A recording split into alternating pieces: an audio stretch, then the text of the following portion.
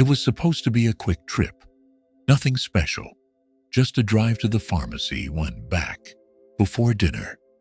Rosa Hernandez, 32 years old, mother of 3, adjusted the rear-view mirror and glanced into the back seat of her aging silver minivan. Her youngest, Mateo, was humming quietly to himself while clutching his stuffed elephant. Luna, the middle child, was reading a book upside down again, a habit she'd never outgrown. And Ava, the eldest at 10, sat buckled in with the seriousness of someone twice her age, quietly watching the world go by. The late afternoon sun filtered through the trees as Rosa turned onto the highway exit ramp. Traffic was light. The radio played soft Spanish guitar. For a moment, things felt still. Then she saw the flashing lights in her rearview mirror. Her heart dropped. She signaled, slowed, and pulled to the shoulder. The kids looked up, confused but quiet. Rosa rolled down the window, her fingers shaking slightly as she reached for her license.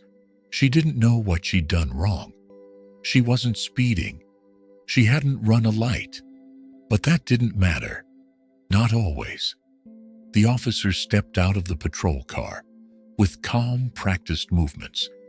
He was tall, late 40s, mirrored sunglasses, clean-shaven.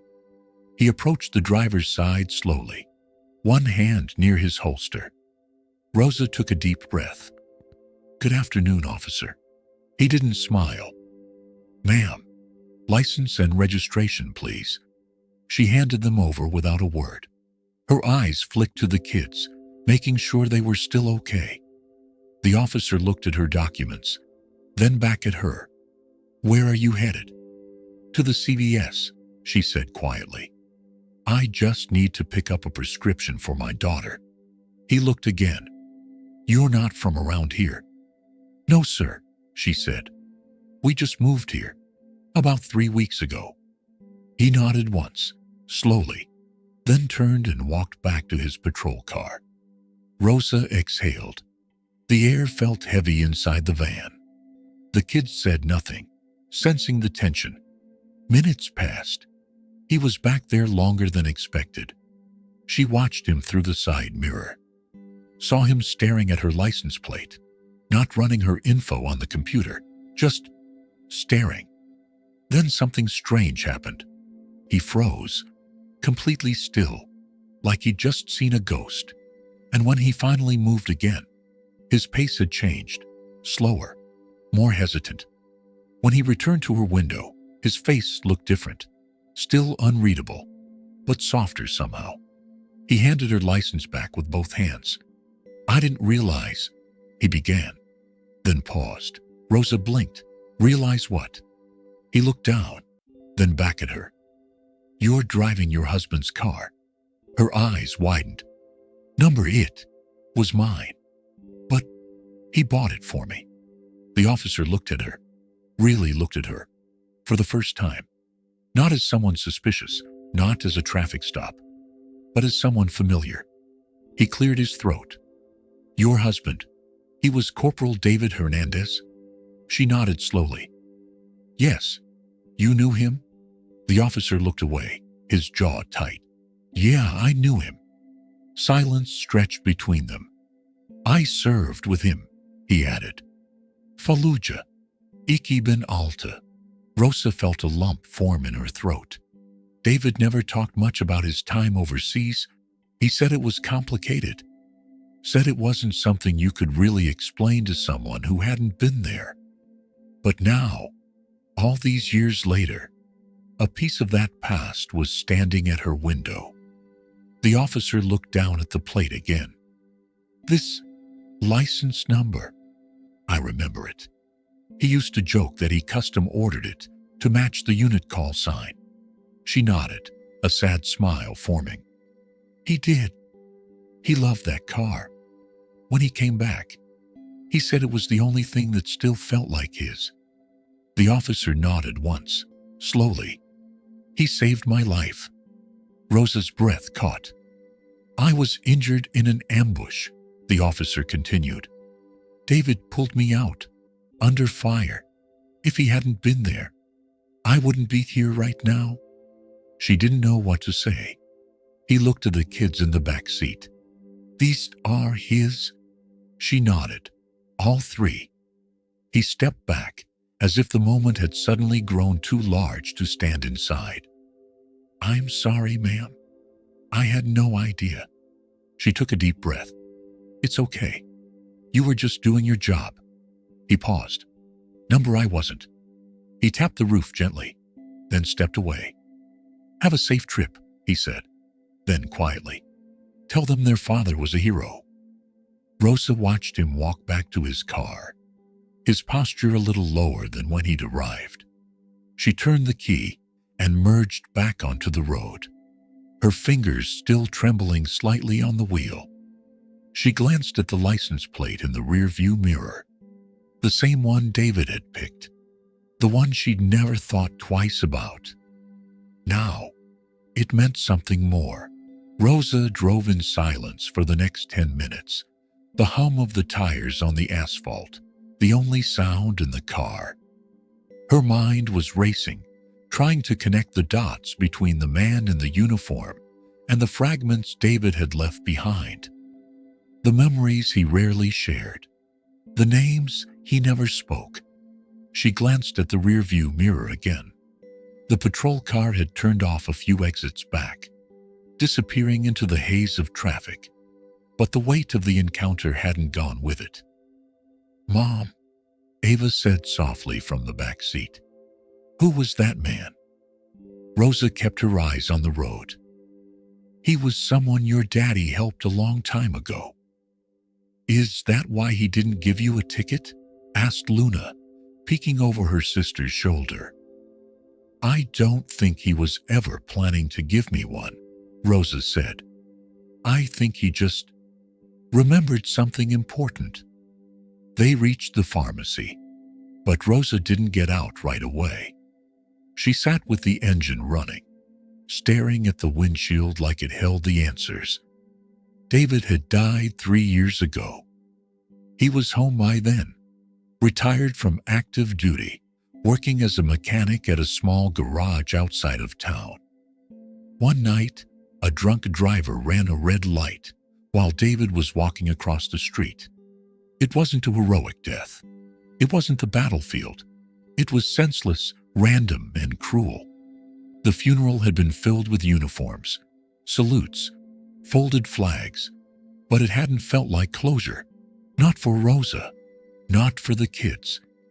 Now, after all this time, something about the officer's face, his voice, the way he had said, "He saved my life," it cracked something open. After picking up the medicine, Rosa drove home, made dinner, helped with homework, and tucked each child into bed with the usual routine. But she didn't sleep. She stayed at the kitchen table with David's old laptop, which she hadn't touched in over a year. She didn't know exactly what she was looking for. Maybe some record, a name, a journal, something. Eventually, she opened a folder labeled Deployment. There were scanned letters, grainy photos, and a single Word document titled, For the Kids, Someday. She clicked it. It wasn't long, maybe 4 paragraphs, but it was written in David's voice, calm and precise. He talked about his time overseas, about fear and courage, and the brothers he had made out there. He didn't name them all, but one name stood out. If they ever ask, tell them about Reed.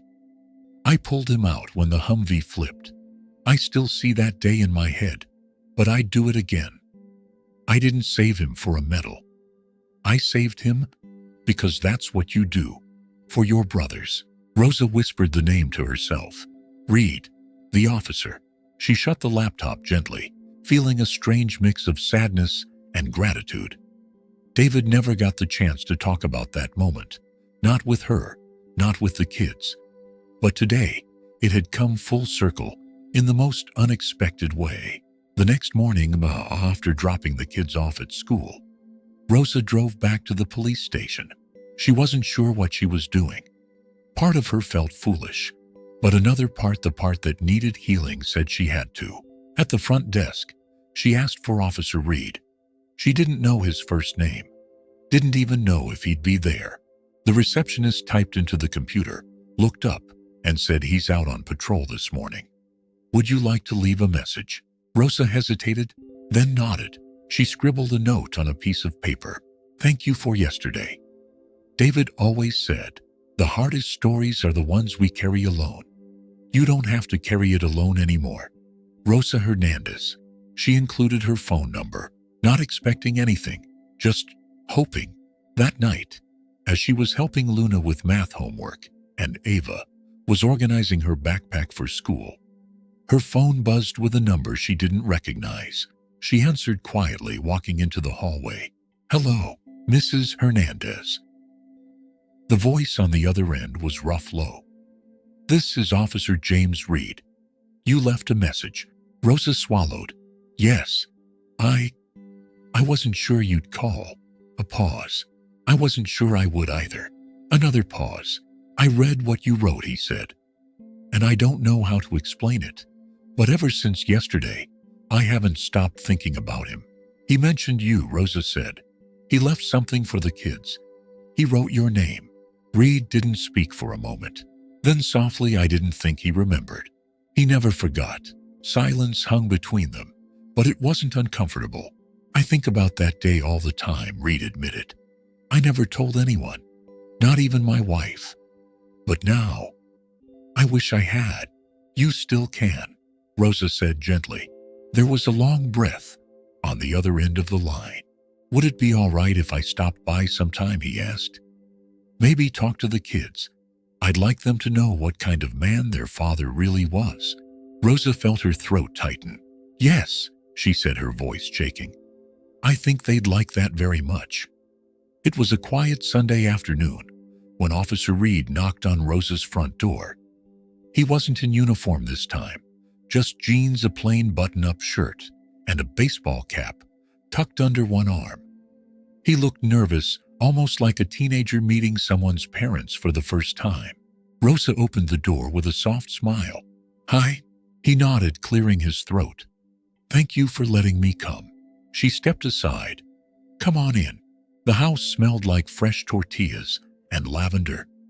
Photos lined the hallway, the kids at the beach. David in his mechanic's overalls, a framed picture of their wedding day, both young and smiling with sunburnt cheeks. Officer Reed stopped for a moment. In front of one photo, David, in uniform, holding baby Ava, freshly returned from his final deployment. He always talked about coming home, Reed said. Most of us didn't talk about it, I mean. He was quiet, Rosa replied. But when he did talk, he meant every word. They sat down in the living room, the couch a little too soft, the coffee table neatly stacked with school papers and crayons. The kids peeked around the corner, curious. Rosa waved them over. Ava, Luna, Mateo. This is Officer Reed. He knew your dad a long time ago. Ava approached first, cautious but composed. You were friends with my dad. Reed smiled gently. We served together in the Marines. Your dad saved my life. Mateo's eyes widened, like in a movie, sort of, Reed said. But real. Very real. He leaned forward, resting his elbows on his knees. I was hurt. Our vehicle flipped after we hit something. I couldn't move. And it was chaos. Your dad didn't hesitate. He ran through the fire, pulled me out. I remember the heat, the sound, but mostly I remember his voice. He kept telling me to hang on. He didn't leave me behind. Rosa watched the kids' faces shift from curiosity to awe. I didn't get to say goodbye to him, Reed continued. I was sent home early after that. We lost touch. I didn't even know where he ended up. I didn't know he had kids. Ava sat beside him, her voice small. Did he ever talk about us? Reed nodded. He did, all the time. He said Ava was the serious one, Luna was the wild one, and Mateo was the little tornado. Luna giggled. He really called me wild, all the time. The kids gathered around, closer questions bubbling over. They wanted to know what their dad looked like in the field, what food he missed most, what music he listened to during deployment. Reed answered everything he could. And when he didn't know, he promised to find out. Hours passed without anyone noticing. At one point, Rosa brought out the old box from the closet, the one filled with David's letters, medals, and a few fading photographs from his time overseas. She placed it on the table and opened the lid. Reed reached in and pulled out a small patch, a dirty sun-bleached fabric with a faded unit logo stitched across it. His voice cracked. This was ours. He held it in his hands for a long time. When he finally looked up, his eyes were damp. Can I come back sometime? Rosa nodded. Of course. From that day on, Reed became something more than a memory from David's past. He became a living piece of the legacy David had left behind, a bridge between the father the kids barely remembered and the man he truly was. He came over often after that, sometimes with photos, sometimes with stories. Once he brought the kids little flag pins and explained what each symbol meant. He never came in uniform, always as himself. One evening as they sat around the dinner table, Luna asked, "Were you scared that day when the truck flipped?" Reed looked at her seriously, terrified. "So how did you know Daddy would come back for you?" He paused, the room quiet around him. Because he already had. Every time something went wrong, he was the first one there. He didn't run from danger. He ran into it. For us. For the ones he loved. Ava looked at her mother. Rosa nodded slowly. That's who your father was. Later that night, after the kids had gone to bed, Reed stood at the door about to leave. "Thank you," he said. "For what?" "For reminding me that the best parts of him are still here." Rosa smiled. "They always will be." He stepped out into the cool night air. The stars were starting to come out. And for the first time in years, he felt lighter, like the story he'd been carrying alone had finally found a place to rest. Over the next few months, Reed's visits became part of their rhythm. It wasn't just about stories anymore. It was family dinners, school recitals, and weekend trips to the park. The kids began to see him, not as the officer who once pulled over their mother, but as someone who genuinely cared. A new kind of protector. A new kind of presence. But not everyone understood. One afternoon, as Rosa picked up the kids from school, she overheard two other mothers whispering near the entrance. Words like cop and widow floated in the air, heavy with assumption. She didn't say anything. She just smiled and held Mateo's hand a little tighter. That night, while the kids worked on homework at the table, she confided in Reed. People are starting to notice. They ask questions, make comments, wonder why a white cop's spending time with a Latina family. Reed sighed, leaning back in the kitchen chair. Let them wonder. I'm not here for them. Rosa studied him for a moment. You know this doesn't erase anything? Not for you. Not for how people see you. I'm not trying to erase anything, he said. I'm trying to face it. She nodded slowly. So am I. They sat in silence, the sounds of pencils scratching and pages flipping filling the space between them. Later that week, Ava came home from school with a note. Her teacher had asked the class to write essays about someone they admired, a real person who had made a difference in their life. She handed the paper to Rosa without a word and walked off. Rosa read it. The title was simple. The Man My Dad Saved. Ava wrote about bravery, about how her father had risked his life for someone else. But the heart of the essay wasn't just about David.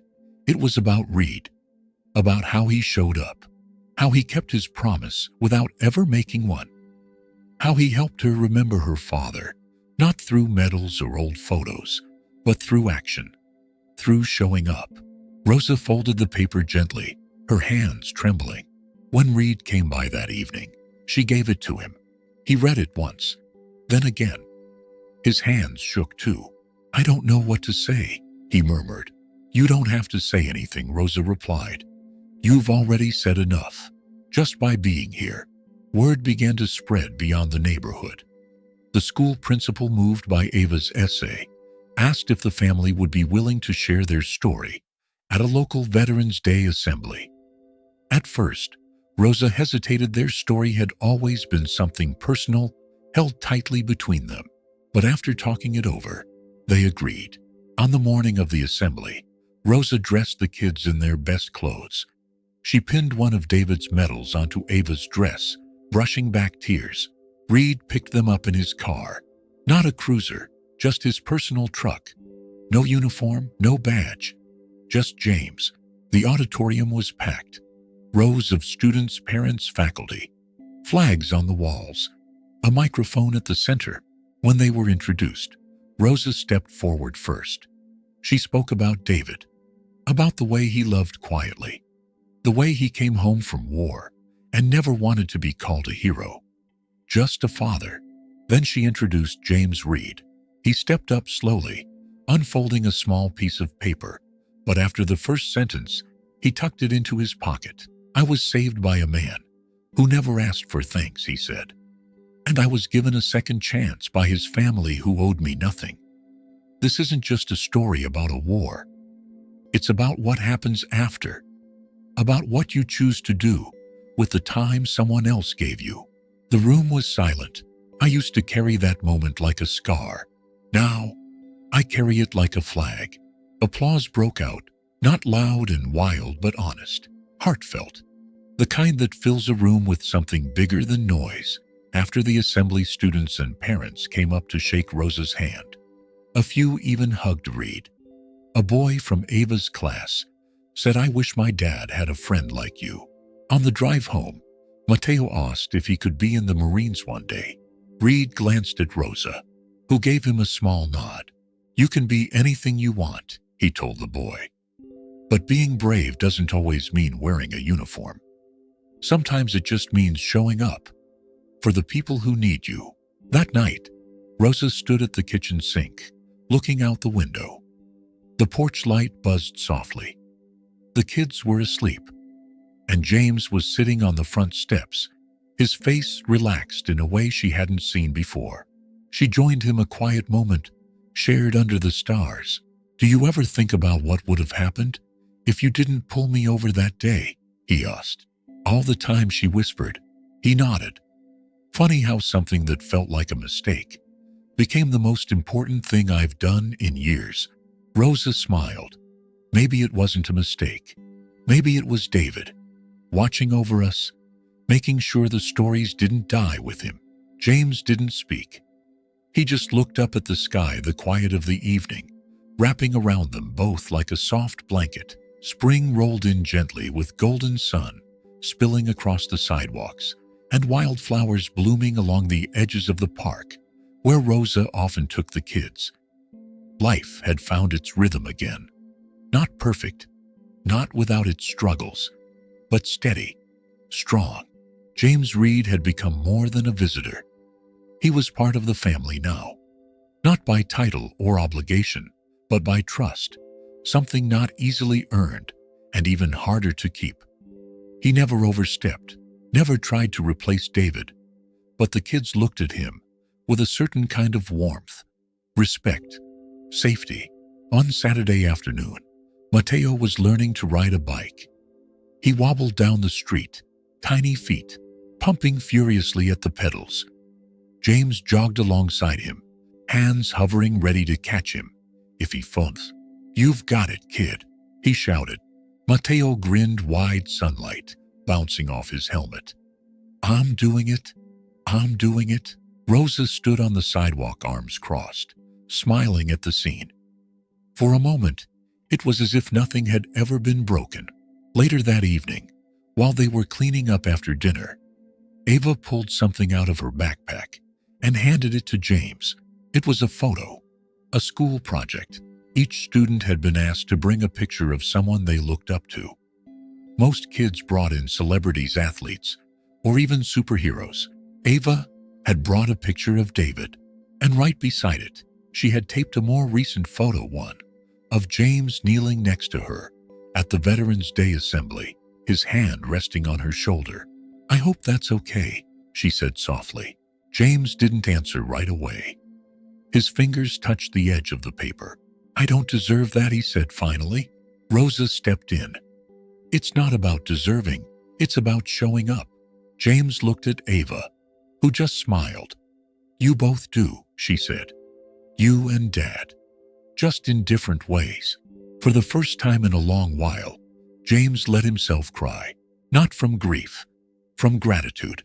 In the weeks that followed, word about their story spread beyond the school, beyond the neighborhood. A local journalist picked it up and ran a small feature in the Sunday paper. The license plate that changed 2 lives. The story touched people. Veterans reached out. Mothers wrote letters. Police officers in nearby towns requested to include the article in their training materials. But none of that mattered more than the quiet moments. The way Mateo now called James when his bike chain slipped.